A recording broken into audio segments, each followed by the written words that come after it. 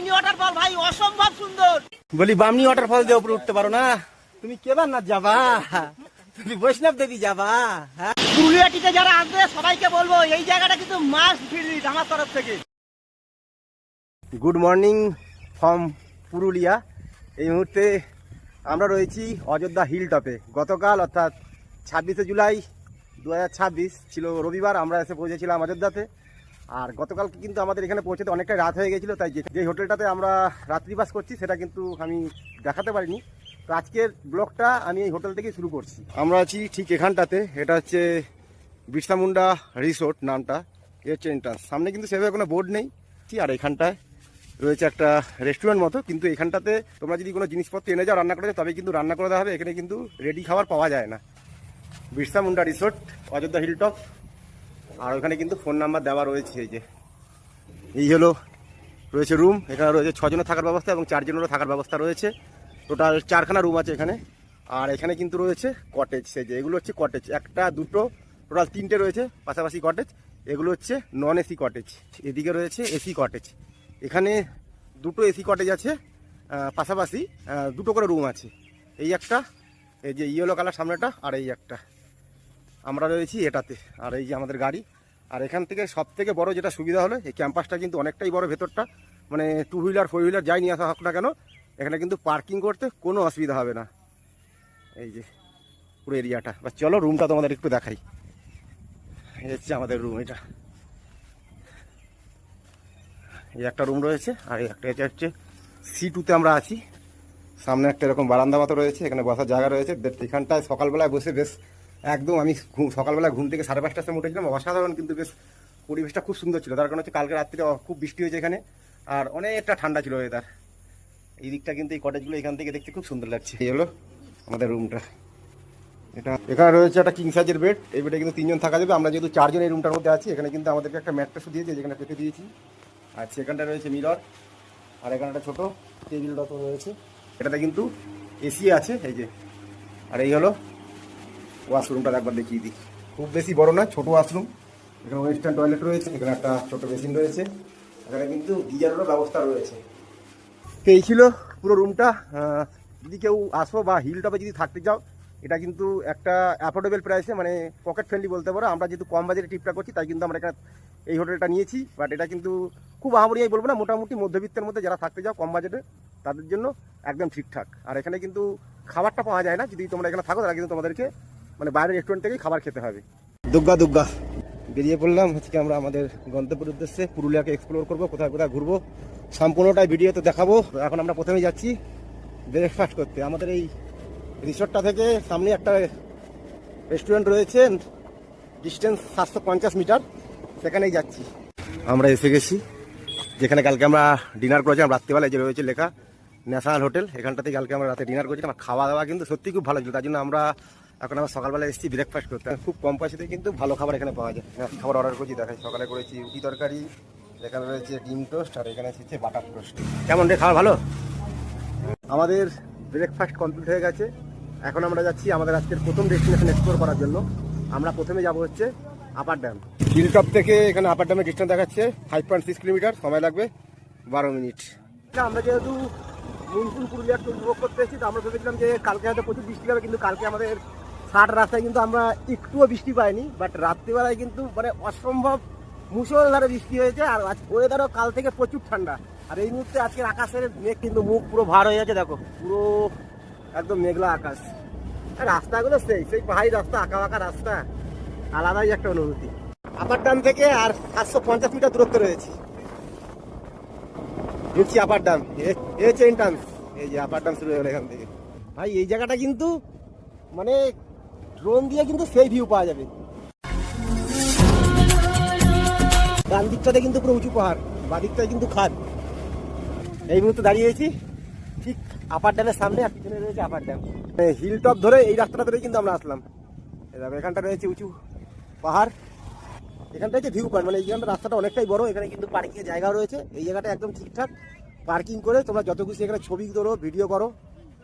আর এই হলো এখানে কিন্তু লেখা রয়েছে সাবধান, গভীর জলে নামা নিষিদ্ধ, অর্থাৎ নিচে কিন্তু নামা পুরোপুরি নিষিদ্ধ। এই হলো ড্যামটা। যদি বৃষ্টি হতো জলের পরিমাণ কিন্তু অনেক বেশি থাকতো, সেভাবে বৃষ্টি হয়নি বলে কিন্তু জলের পরিমাণটা অনেকটাই কম আছে। এখানে করেছে নো প্লাস্টিক জোন। যারা এখানে আসবে অবশ্যই চেষ্টা করবে প্লাস্টিকের জিনিস ব্যবহার না করার, বা প্লাস্টিক আশেপাশে যাতে না ফেলার, যেখানে সেখানে যদি কিছু ফেলেও থাকো, যদি ডাস্টবিন থাকে চেষ্টা করবে সেখানেই ফেলার। আর এখানে দেখতে পাচ্ছি বেশ কিছু দোকান কিন্তু রয়েছে, টুকিটাকি কিছু চায়ের দোকান, কেক বিস্কুট পাওয়া যাচ্ছে, আর অনেকে কিন্তু অনেক কিছু বিক্রিও করছে, যে তোমরা চাইলে এখান থেকে কেনাকাটিও করতে পারো।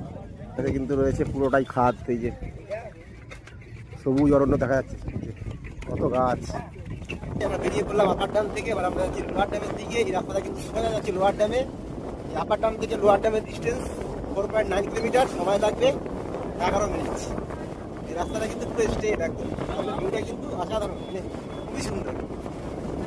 সবাইকে একটা কথা বলি, 2 চাকা বা 4 চাকা যেই গাড়ি নিয়ে তোমরা আসো না কেন বাই রোড, কানগুলো কিন্তু মানে অবশ্যই কিন্তু খুব সতর্ক হয়ে তোমরা বাঘগুলো ঘুরবে। মানে ওভার স্পিড কিন্তু একদমই করবে না, চেষ্টা করবে 20 থেকে 30-এর মধ্যে গাড়ির স্পিড লিমিটটা মেনটেন করা। আমরা কিন্তু 20 থেকে 30-এর মধ্যে গাড়ি চালাচ্ছি, কারণ প্রচুর বাঘ রয়েছে, একটু গেলেই বাঘ। 100 মিটার, 200 মিটার, এমনকি 50 মিটারের মধ্যেও বাঘ আছে। পাশে কিন্তু জঙ্গল আর পাহাড়ের মধ্যে যে এত সুন্দর রাস্তা হতে পারে, যারা এসেছে তারা জানো, না আসলে কিন্তু সেটা বোঝা সম্ভব নয়। বাট দারুণ এনজয় করছি, খুব সুন্দর সুন্দর ভিউ ক্যাপচার করছি। অ্যাকচুয়ালি 2 চাকার বাহন এমন একটা বাহন যেটা কিন্তু প্রকৃতির খুব কাছাকাছি পৌঁছে দেয়। তাই জন্য আমি কোথাও ঘুরতে গেলে 2 চাকাটাকে বেশি প্রেফার করি। বাট সবসময় সবার পক্ষে সম্ভব হয় না, কিন্তু যারা 2 চাকা নিয়ে ট্রাভেল করো তারা জানো 2 চাকায় যে মজা আছে সেটা কিন্তু অন্য কিছুতে ট্রাভেল করে সেই মজা নেই। লোয়ার ড্যাম থেকে আমরা রয়েছি আর 1.5 কিলোমিটার ডিস্টেন্সে। বাট এখন যে জায়গাটা দাঁড়িয়ে আছি 1.5 কিলোমিটার ডিস্টেন্স থেকে লোয়ার ড্যামের ভিউটা তোমাদেরকে দেখাচ্ছি। ড্যামটা ওই পাশে আর একটা পাহাড় দেখা যাচ্ছে, এই হলো ড্যামটা। আর দেখো এখান থেকে ভিউটা দেখাচ্ছি, এই হলো লোয়ার ড্যামের ভিউ। ওয়াও, মানে সেই, এই যে এটা হলো লোয়ার ড্যাম, এখান থেকে অসাধারণ সুন্দর ভিউটা। বাট ওখানে পৌঁছাতে গেলে কিন্তু আমাদেরকে এখনো 1.5 কিলোমিটার ট্রাভেল করতে হবে। এত সুন্দর সুন্দর ভিউ দেখার পরে মনে আলাদাই শান্তি। আমরা ওই উপর থেকে নামলাম, ওই উপরটা থেকে আমরা ওই রাস্তা দিয়ে এলাম। আমরা ওই যে গাড়িগুলো যাচ্ছি ওই উপরে, হ্যাঁ আমরা ওই ওখানটা দিয়ে নামলাম। আমরা এই দিক থেকেই আসলাম, ওই উপর থেকে আমরা ভিউটা দেখাচ্ছিলাম। এই যে গেটটা রয়েছে, এই গেটটা এখানে বন্ধ রয়েছে, তাই আর ওখানে কিছুজন লেগে ছবি টবি তুলছে। ওই অবধি কিন্তু ওই ছবি তুলছে, ওই অবধি কিন্তু যাওয়া যাবে। এই জায়গাটা কিন্তু প্রবেশ নিষিদ্ধ, বাট এখান থেকে ভিউটা কিন্তু খুব সুন্দর। এই হলো ড্যামটা। আমরা যখন বেরিয়েছিলাম তখন ঘড়িতে সময় ছিল 9:15, এখন বাজে 12:24, প্রায় 3 ঘন্টা হয়ে গেল। আমরা 2খানা স্পট অলরেডি আমরা কভার করে নিলাম, আপার ড্যাম আর লোয়ার ড্যাম। এবার আমরা যাচ্ছি লহরিয়া টেম্পল। এই লোয়ার ড্যামের এখান থেকে লহরিয়া টেম্পলের ডিস্টেন্স গুগল বলছি 1.9 কিলোমিটার, সময় লাগবে 5 মিনিট।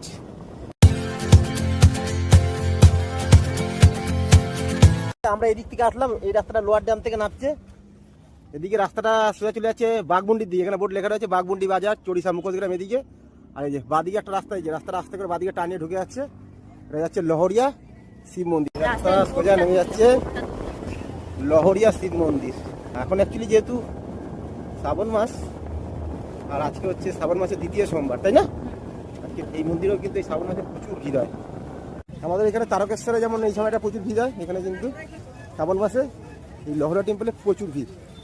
মন্দিরে ঢোকার মুখে কিন্তু এরকম দোকান অনেক রয়েছে, নারকেল পাওয়া যাচ্ছে এবং পুজোর যাবতীয় সামগ্রী কিন্তু পাওয়া যাচ্ছে।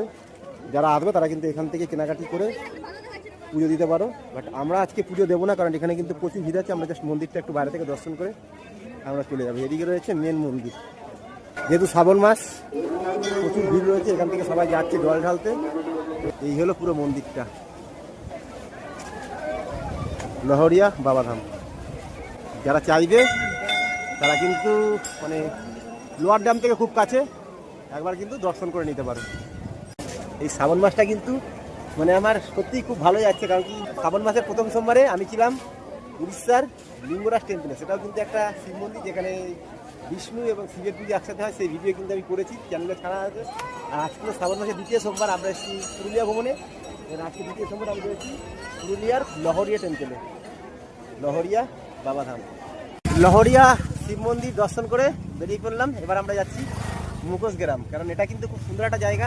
চলো যাওয়া যাক আমাদের পরবর্তী ডেস্টিনেশন মুখোশগ্রাম। লহরিয়া শিব মন্দির থেকে মুখোশগ্রামের দূরত্ব 6.9 কিলোমিটার, সময় লাগবে 17 মিনিট। এখানে রয়েছে মুখোশ গ্রামে যত দোকান দেখতে পাচ্ছি আশেপাশে সব কিন্তু দোকানে রয়েছে মুখোশ, যেটা হচ্ছে পুরুলিয়ার একটা ঐতিহ্য। এদিকেও বেশ কিছু মুখোশ দেখতে পাচ্ছি, চারিদিকে খালি দোকান রয়েছে মুখোশেরই। দেয়ালে কিন্তু অনেক মুখোশ রাখা রয়েছে। কথা বলি, পুরী জগন্নাথ, এখানে গণেশ রয়েছে, এখানে রয়েছে শিব ঠাকুর। পুরুলিয়ার বিখ্যাত যে ছৌনাথ, সেই ছৌনাথে কিন্তু এইসব মুখোশই ব্যবহার করা হয়। এই মুখোশ গ্রামটা খুব একটা বড় এরিয়া জুড়ে নেই, অল্প কিছু দোকান আছে, অনেক জায়গায় দোকান আছে, বেশ কিছু দোকান বন্ধ ছিল। তো আমাদের ফাইনালি মুখোশ গ্রাম ঘোরা হয়ে গেছে আর আমাদের কিন্তু কেনাকাটি হয়ে গেছে। এবার আমরা এখান থেকে বেরিয়ে পড়বো। অযোধ্যা হিলটপ বা লোয়ার ডাম আপার ডাম এসব জায়গায় কিন্তু কোনো পেট্রোল পাম্প নেই, তাই মুখোশ গ্রাম থেকে 1.5 কিলোমিটার ডিস্টেন্সে রয়েছে একটা পেট্রোল পাম্প। এবার আমাদের গাড়ির পেট পুজো করতে হবে, এখানে মোটামুটি তেলের ঘাটা অনেকটাই নেমে গেছে। তাহলে যেহেতু আমাদেরকে আবারও হিলটপে উঠতে হবে, আপাতত গাড়ির ট্যাঙ্কিটা লোড করে নিই। আর এই হলো গ্রামের রাস্তায়, দেখো এই ভেড়া যাচ্ছে রাস্তা হচ্ছে। এই দৃশ্যগুলো সত্যি মানে দেখার মতো। এই হলো ইন্ডিয়ান অয়েলের পেট্রোল পাম্প, এখান থেকে গাড়িতে পেট্রোলটা করে নিই। এখানে পেট্রোল লিটার হচ্ছে 114 টাকা 78 পয়সা, মোটামুটি 115 টাকা ছুঁই। সকালের দিকে ওয়েদারটা মেঘলা মেঘলা ছিল, এখন কিন্তু বেশ ভালোই রোদ উঠেছে, মোটামুটি ভালোই কষ্ট হচ্ছে। যাই হোক, বৃষ্টি হলে কিন্তু আমরা ঘুরতে পারতাম না। তো গাড়ির পেট পুজো হয়ে গেছে, এবার আমাদেরও মোটামুটি পেটে টান লাগছে, আর আমাদের পেট পুজো করতে হবে। দেখি সামনে কোথায় হোটেল পাই, সেখানে দুপুরের লাস্টটা সেরে নিয়ে এরপরে আমরা কভার করবো বামিনী ফলস, এদিকেই যাবো। আর এই যে পিছনে একটা রেস্টুরেন্ট, এখানে আপাতত দুপুরের পেট পুজোটা করবো। আমরা বাঙালি এই হোটেলটা কিন্তু আমরা খুব সুন্দর একটা খাবার খেলাম, একদম ঘরোয়া খাবার, আর দামও কিন্তু একদম ঠিকঠাক। দুপুরের লাঞ্চ কমপ্লিট করে আমরা বেরিয়ে পড়লাম আমাদের পরবর্তী ডেস্টিনেশন এক্সপ্লোর করার জন্য। আমাদের পরবর্তী destination Bamni waterfall, distance 8.8 kilometre, সময় লাগবে 20 মিনিট। চলো টান টান যাবো একদম। আমরা পৌঁছে গেছি আমাদের পরবর্তী ডেস্টিনেশন বামিনী ওয়াটারফল।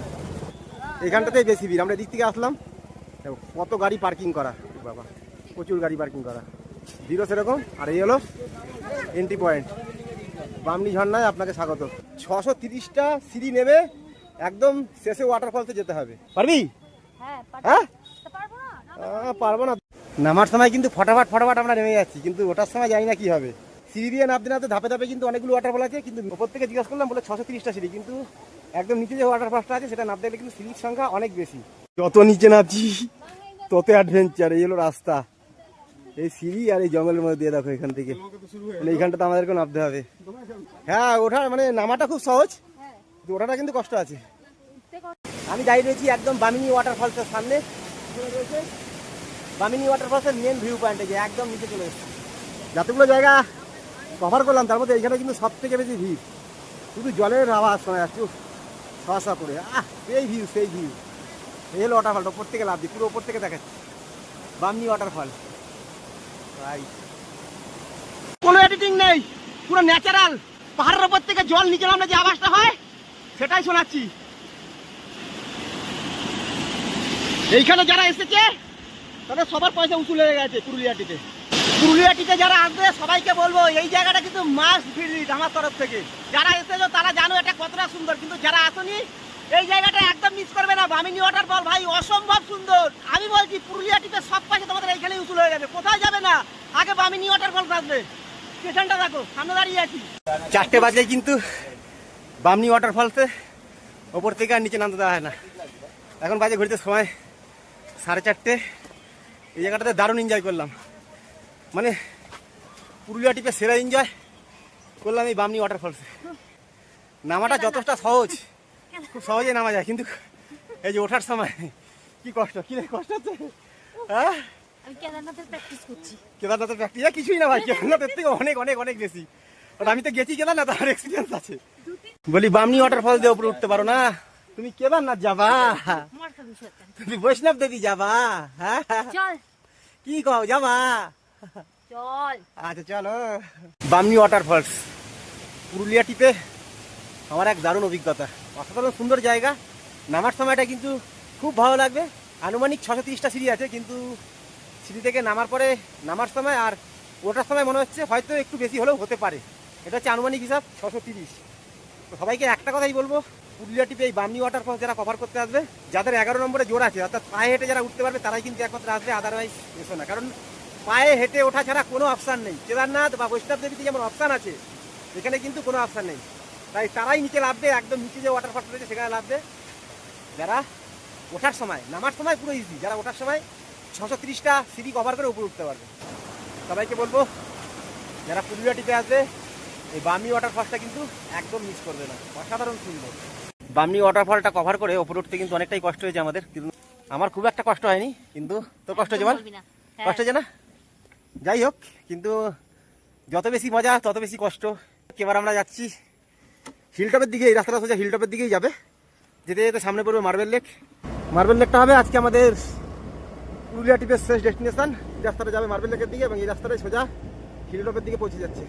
আমরা এসে গেছি আমাদের আজকের পুরুলিয়া ভ্রমণের লাস্ট ডেস্টিনেশন মার্বেল লেক। এই হলো ওপর থেকে মার্বেল লেকের ভিউটা, চারপাশটা এটাও কিন্তু সুন্দর।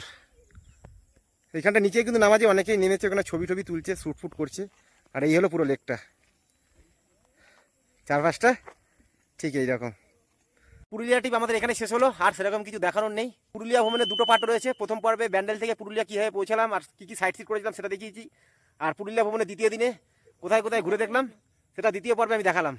যারা পুরুলিয়া এসছো বা ঘুরেছো তারা তো জানোই, তাদের কোনো অসুবিধা নেই। বাট যারা আসুনি তাদের জন্য এই ব্লগটা নিজেরা ঘুরে দেখলাম এবং বেশ কিছু ইনফরমেশন দেওয়ার চেষ্টা করলাম। মার্বেল লেকে বসে এই ব্লগটা আপাতত এখানে শেষ করছি।